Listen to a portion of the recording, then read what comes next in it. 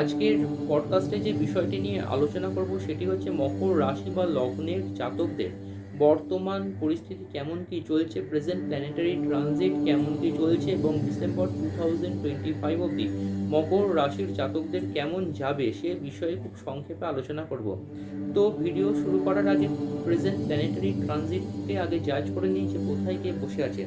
দেখুন, মকর রাশি বা লগ্নের যে রুলিং প্ল্যানেট শনি এই মুহূর্তে তৃতীয় ভাবে বসে রয়েছে। শনি মীন রাশিতে উত্তর ভাদ্রপদ নক্ষত্রে বসে রয়েছে। দ্বিতীয় ভাবে রাহুর একটি অবস্থান লক্ষ্য করা যাচ্ছে। রাহু পূর্ব ভাদ্রপদ নক্ষত্রে রয়েছে। তৃতীয় ভাবে শনি তো উত্তর ভাদ্রপদ নক্ষত্রে রয়েছে। চতুর্থ ভাবে শুক্র গ্রহের একটি অবস্থান লক্ষ্য করা যাচ্ছে। শুক্র গ্রহ কৃত্তিকা নক্ষত্রে রয়েছে। পঞ্চম ভাবে ইউরেনাসের অবস্থান লক্ষ্য করা যাচ্ছে কৃত্তিকা নক্ষত্রে। ষষ্ঠ ভাবে রবি আর বৃহস্পতির অবস্থান লক্ষ্য করা যাচ্ছে। বৃহস্পতি যদিও কম্বাসনে রয়েছে বা দগ্ধ রয়েছে, বৃহস্পতি গ্রহ আদ্রা নক্ষত্রে রয়েছে এবং রবি গ্রহ আদ্রা নক্ষত্রে রয়েছে। সপ্তম ভাবে চন্দ্র আর বুধের অবস্থান লক্ষ্য করা যাচ্ছে। আর অষ্টম ভাবে মঙ্গল আর কেতুর অবস্থান লক্ষ্য করা যাচ্ছে। মঙ্গল মঘা নক্ষত্রে রয়েছে আর কেতু উত্তর ফাল্গুনী নক্ষত্রে রয়েছে। তো দেখুন, মকর লগ্নের যে রুলিং প্ল্যানেট বা রাশির যে রুলিং প্ল্যানেট শনি এই মুহূর্তে তৃতীয়ভাবে অবস্থান করছে। শনি তো পীড়িত অবস্থায় রয়েছে এবং লগ্ন থেকে কিন্তু আমরা বডি, ফেস, অ্যাপিয়ারেন্স বা শরীর ও স্বাস্থ্য জাজ করে থাকি, বা একজন জাতকের ওভারঅল বডি কিন্তু লগ্ন থেকেই আমরা জাজ করে থাকি। তাই লগ্নের যে রুলিং প্ল্যানেট শনি কিন্তু এই মুহূর্তে পীড়িত অবস্থায় তৃতীয়ভাবে রয়েছে। কারণটা কি না, শনির ওপরে কিন্তু মঙ্গল গ্রহের 8 অ্যাসপেক্ট পড়ছে। 8 অ্যাসপেক্ট মানে মঙ্গল গ্রহের অষ্টম দৃষ্টি কিন্তু শনি গ্রহের ওপর পড়ছে। এবং শনি গ্রহ যেহেতু তৃতীয়ভাবে পীড়িত অবস্থায় রয়েছে, এক এক নম্বর হলো মকর রাশি বা লগ্নের জাতকদের শরীর ও স্বাস্থ্য নিয়ে কেয়ারফুল থাকতে হবে। এবং তৃতীয় ভাব থেকে আমরা ভ্রাতার শরীর ও স্বাস্থ্য জাজ করে থাকি। তাই মকর রাশি বা লগ্নের জাতকদের ভ্রাতার শরীর স্বাস্থ্য নিয়ে কিন্তু বিশেষভাবে সতর্ক থাকতে হবে। দ্বিতীয় ভাবের কারক গ্রহ শনি তৃতীয় ভাবে রয়েছে, আর দ্বিতীয় ভাবে কিন্তু রাহু গ্রহের অবস্থান লক্ষ্য করা যাচ্ছে এবং এই রাহুর ওপরেও কিন্তু মঙ্গলের দৃষ্টি পড়েছে। এবং যেহেতু দ্বিতীয় ভাব থেকে আমরা পাওয়ার অফ স্পিচ জাজ করে থাকি বা কমিউনিকেশন বা নেক রিজিয়নটা আমরা যেহেতু জাজ করে থাকি বা চোখ জাজ করে থাকি, তাই মকর রাশি বা লগ্নের জাতকদের ডান চোখ নিয়ে কিন্তু বিশেষভাবে সতর্ক থাকতে হবে। বিশেষ করে কনজাংটিভাইটিস রিলেটেড কোনো প্রবলেম থেকে কেয়ারফুল থাকতে হবে, বা হঠাৎ গলায় বা নেক রিজিয়নে সাডেন কোনো স্প্রেন বা আঘাত থেকে কিন্তু মকর রাশির বা লগ্নের জাতকদের কিন্তু কেয়ারফুল থাকতে হবে। তৃতীয়ভাবে তো আমি আগেই বলেছি শনি পীড়িত অবস্থায় রয়েছে। আর চতুর্থ ভাবের কারক গ্রহ মঙ্গল কিন্তু এখন সিংহ রাশিতে রয়েছে এবং মঙ্গল গ্রহের ওপরে কিন্তু রাহুর দৃষ্টি পড়েছে।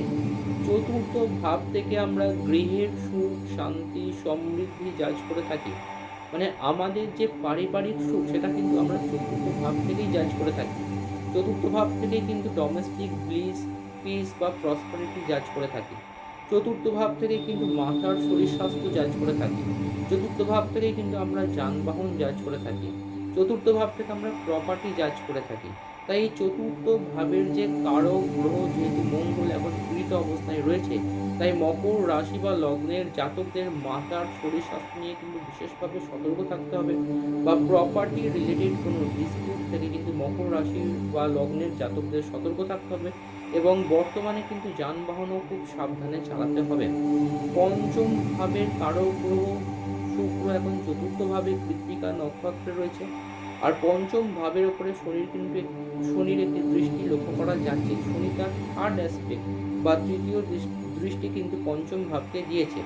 পঞ্চম ভাব থেকে আমরা প্রেম বা প্রণয় জাজ করে থাকি, বা ক্রিয়েটিভিটি বা হায়ার ফ্যাকাল্টি অফ কোনো নলেজ কিন্তু জাজ করে থাকি। তাই পঞ্চম ভাবের কারক গ্রহ শুক্র যেহেতু এখন পীড়িত অবস্থায় রয়েছে, মানে কৃত্তিকা নক্ষত্রে রয়েছে, কৃত্তিকা নক্ষত্র থেকে আমরা কোনো কিছুর ছেদ বোঝাই। এর রুলিং প্ল্যানেট হলো রবি। তাই মকর রাশি বা লগ্নের জাতকদের কিন্তু প্রেমের জায়গা থেকে কিন্তু বিশেষভাবে সতর্ক থাকতে হবে।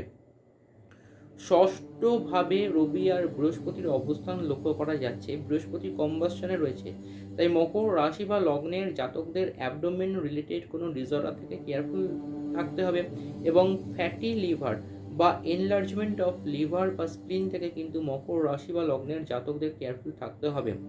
সপ্তমভাবে চন্দ্র আর বুধের অবস্থান লক্ষ্য করা যাচ্ছে। সপ্তম ভাব যে খুব ভালো আছে সেটা বলা যায় না, মডারেট আছে, যেহেতু চন্দ্র আর বুধ কিন্তু পুষ্যা নক্ষত্রে রয়েছে।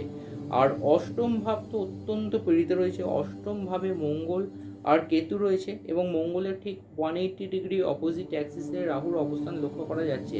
তাই মকর রাশি বা লগ্নের জাতকদের শরীর স্বাস্থ্যের উপরে বিশেষ সতর্ক থাকতে হবে এবং অষ্টম ভাব যেহেতু পীড়িত অবস্থায় রয়েছে, ইউটিআই মানে ইউরিনারি ট্র্যাক্ট ইনফেকশন থেকে সতর্ক থাকতে হবে বা সাডেন কোনো ইনজুরি থেকে সতর্ক থাকতে হবে বা ইনফ্ল্যামেশন অফ প্রস্টেট গ্ল্যান্ড থেকে কিন্তু মকর রাশি বা লগ্নের জাতকদের বিশেষভাবে সতর্ক থাকতে হবে। দশম ভাবের কারক গ্রহ শুক্র যেহেতু এখন চতুর্থভাবে রয়েছে, কৃত্তিকা নক্ষত্রে রয়েছে।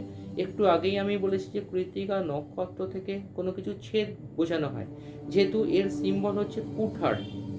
তাই দশম ভাবে কারক গ্রহ শুক্র যেহেতু এখন অগ্নিকারক রাশিতে রয়েছে এবং দশম ভাব থেকে যেহেতু আমরা যশ, খ্যাতি, প্রতিপত্তি, নেম, ফেম, অনার বা প্রফেশনাল সাকসেস জাজ করে থাকি, মকর রাশি বা লগ্নের জাতকদের কিন্তু এই মুহূর্তে কর্মে একটি চেঞ্জ লক্ষ্য করা যাচ্ছে।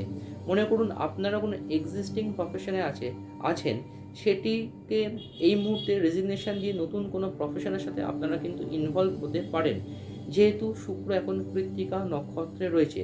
আর মকর রাশি বা লগ্নের জাতকদের কিন্তু সেপ্টেম্বর 2025 অবধি মডারেট চলবে, খুব ভালো যাবে না। অক্টোবর 2025 অনওয়ার্ডস কিন্তু মকর রাশি বা লগ্নের জাতকদের কিন্তু ভালো হবে। কারণটা কি না, সেই টাইমে মকর রাশি বা লগ্নের সাপেক্ষে সপ্তমভাবে বৃহস্পতির একটি ট্রানজিট আসবে এবং যেহেতু সপ্তমভাবে মানে কর্কট রাশিতে বৃহস্পতি গ্রহের একটি ট্রানজিট হবে, তাই সেই সময় থেকে মকর রাশির জাতকদের কিন্তু ইমপ্রুভমেন্ট লক্ষ্য করা যাচ্ছে। বিশেষ করে অক্টোবর 2025 অনওয়ার্ডস মকর রাশির জাতকদের কর্মে উন্নতি লক্ষ্য করা যাচ্ছে এবং যাদের এখনও বিবাহ হয়নি, যারা অনেক দিন ধরে বিবাহের কোনো চেষ্টা করছেন, তাদের কিন্তু এই বছরের শেষে কিন্তু বিবাহের যোগ লক্ষ্য করা যাচ্ছে। এবারে রেমিডিয়াল পোর্শনটাকে নিয়ে একটু আলোচনা করে দিই। যেহেতু মকর রাশি বা লগ্নের এই মুহূর্তে 5টা থেকে 6টা ঘর যেহেতু পীড়িত অবস্থায় রয়েছে, তাই মকর রাশি বা লগ্নের জাতকদের কিন্তু এই সময়টি বিশেষ সতর্ক থাকতে হবে। আপনারা যেটা করতে পারেন সেটি হচ্ছে শনিবার কিংবা মঙ্গলবার 7 টাইমস করে মানে 7বার করে হনুমান চালিসা পাঠ করতে পারেন। হনুমানজির কোনো মূর্তির সামনে 7বার করে হনুমান চালিসা পাঠ করতে পারেন, তাতে কিন্তু আপনারা যথেষ্ট ফললাভ পাবেন। আর আরেকটি কাজ করতে পারেন, আপকামিং 40 ডেজ হনুমানজির এই বীজ মন্ত্রটি কিন্তু চ্যান্ট করতে পারেন। এই বীজ মন্ত্রটি হলো ওং হনুমতে হোং রুদ্রাত্মকায় হুং ফট নম। আমি আবার রিপিট করছি, ওং হনুমতে হোং রুদ্রাত্মকায় হুং ফট নম। এই মন্ত্রটি রোজ অ্যাটলিস্ট 108 বার অথবা 5 মিনিট কিংবা 10 মিনিট করে জপ করুন। তাতে যে ডিস্টারবেন্সটা লক্ষ্য করা যাচ্ছে সেটা থেকে কিন্তু আপনারা অনেকটাই ওভারকাম করতে পারবেন।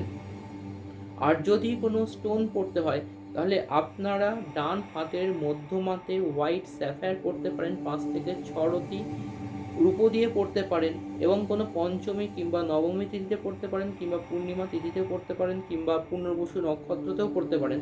তাতে কিন্তু আপনারা যথেষ্ট ফললাভ পাবেন। ভিডিও শেষ করার আগে একটা কথা বলে নিই, যারা এখনও সাবস্ক্রাইব করেনি তারা অবশ্যই করে সাবস্ক্রাইব করুন আর বেল আইকনটি প্রেস করুন, যাতে করে আপনারা নিয়মিত নোটিফিকেশান পেতে থাকেন। ধন্যবাদ।